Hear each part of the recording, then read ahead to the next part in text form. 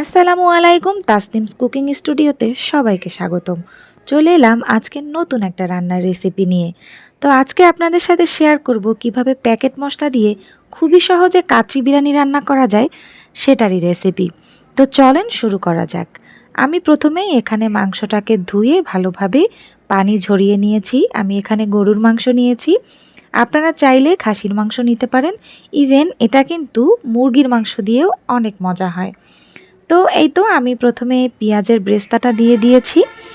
পেঁয়াজটাকে আমি ভালোভাবে লাল লাল করে ভেজে নিয়েছিলাম। আর এখন আমি দিয়ে দিচ্ছি বাদাম বাটা। এখানে আমি 3 রকমের বাদাম নিয়েছিলাম, চীনা বাদাম, কাজু, পেস্তা, সাথে ছিল কিশমিশ। আমি এখন সবগুলো একসঙ্গে বেটে নিয়েছি। এরপরে আমি দিয়ে দিলাম হচ্ছে রসুন বাটা। রসুনটাও হচ্ছে আমি এখানে 2 চামচের একটু বেশি দিয়েছি আর কি। আর এরপরে আমি দিয়ে দিয়েছি আদা বাটা। আদা বাটাটাও আমি সেম 2 চামচের মতো দিয়ে দিয়েছি। এই তো এরপরে এখন আমি দেব শুকনো যে মশলাগুলো, জিরার গুঁড়া, ধনিয়ার গুঁড়া।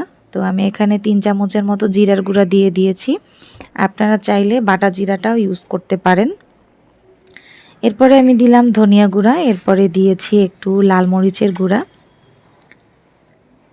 এই তো এরপরে দিলাম আমি সামান্য একটু গরম মশলার গুঁড়া। আমি এখানে আস্ত গরম মশলাও দিব, আর গরম মশলার গুঁড়া দিলাম, এটা হচ্ছে একটা ভালো ফ্লেভার আনে আপনার। এরপরে আমি দিয়ে দিলাম 7-8টার মতো লবঙ্গ, আর এখানে ছিল দারচিনি। আর এই তো এখন আমি দিয়ে দিব হচ্ছে এলাচ। এখানে আমি 7-8টার মতো এলাচ দিয়ে দিলাম। আর দিলাম হচ্ছে গোলমরিচ। গোলমরিচও আমি আস্ত গোলমরিচই দিয়েছি। এই তো এরপরে আমি এখানে দিলাম প্রায় 250 গ্রামের মতো টক দই। টক দইটাকে আমি একটু ফেটিয়ে নিয়েছিলাম, এই জন্য লিকুইড হয়ে গেছে। আর তারপরে আমি দিয়ে দিচ্ছি স্বাদ মতো লবণ। লবণটা শুধুমাত্র মাংসের পরিমাণ বুঝে দিয়েছি, রাইসের জন্য আমি আলাদা লবণ দিব। আর এটা হচ্ছে আপনার কাচ্চি বিরিয়ানির একটা রেডি মশলা। এখান থেকে মানে আমি 2টা প্যাকেট থাকে, যে গুঁড়া মশলার প্যাকেটটা সেটা দিয়ে দিয়েছি, আর এইটা হচ্ছে আস্ত মশলার যে প্যাকেটটা। আস্ত মশলার এখান থেকে আমি শুধুমাত্র তেজপাতাটা দেব, আর কোনো কিছুই এখানে দিব না।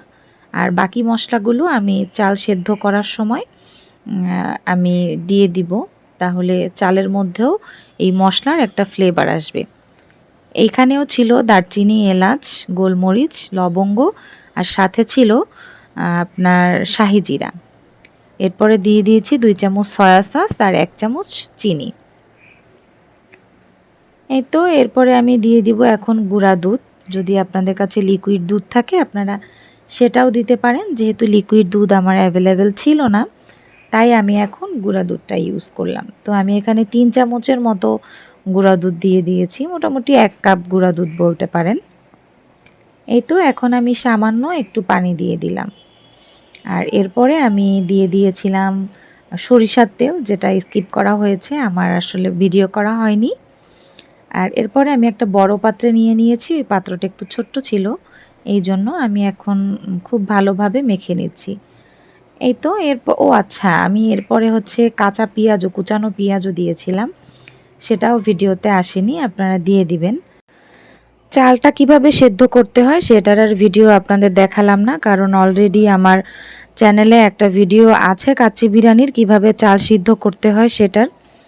আপনারা চাইলে সেই ভিডিওটা দেখে আসতে পারেন, আমি লিঙ্কটা ডিসক্রিপশন বক্সে দিয়ে দিব। আর এখন আমি দুধের মধ্যে একটু ফুড কালার ইউজ করেছি। এই তো এরপরে আমি নিচে মাংস, এরপরে উপরে হচ্ছে আমি রাইস দিয়ে এরপরে লেয়ার করেছি 2টা। যেহেতু কাচ্চি বিরিয়ানির এই ভিডিওটা আমার চ্যানেলে অলরেডি দেওয়া আছে, এজন্য আমি আর ডিটেলস ভিডিও করলাম না। এই তো এখন একটু কেওড়ার জল দিয়ে দিলাম শুধুমাত্র ফ্লেভারের জন্য। এটা আপনারা চাইলে দিতে পারেন, নাও দিতে পারেন। আর এখন দিয়ে দেব একটু ঘি। ঘিটা দিলে আপনার ফ্লেভারটা ভালো আসে বিরিয়ানির, এই জন্য রাইসের সঙ্গে আমি এখন ঘিটা দিয়ে দিব। ঘি দেওয়ার পরে আমি ঢাকনা দিয়ে তারপরে আটা দিয়ে সিল করে দিব। আমি যেভাবে রুটি বানাই সেভাবে করে একটা আটার ডো নিয়েছিলাম। এই তো দেখছেন, এখন আমি এটা একদম সুন্দর করে আটকে দিব যাতে হচ্ছে ভাপটা মানে না বেরিয়ে যায়। আর ফ্রাই প্যানের যে একটা ছিদ্র থাকে সেখানে আমি একটা লবঙ্গ দিয়ে দিয়েছি। আপনারা একটা লবঙ্গ দিয়ে দিবেন, তাহলে হচ্ছে আর ওখান থেকে কোনো মানে হাওয়া বেরিয়ে যাবে না। এরপরে আমি ৪৫ থেকে ৫০ মিনিটের মতো ইন্ডাকশনে দমে দিয়েছিলাম। আপনারা চাইলে চুলায়ও দিতে পারেন। একটা মানে তাওয়ার উপরে প্যানটা বসিয়ে তারপরে চুলাটা একদম আস্তে করে কমিয়ে রাখবেন। আর এই যে দেখছেন আমার তৈরি হয়ে গেছে ঝরঝরা কাচ্চি বিরিয়ানি। খুবই সহজভাবে আপনি এভাবে বানিয়ে ফেলতে পারেন, যেটা বাসার সবাই খেয়ে খুবই পছন্দ করেছে। ট্রাই করে দেখতে পারেন এভাবে রান্না করে। তো ভালো থাকবেন সবাই। আল্লাহ হাফেজ।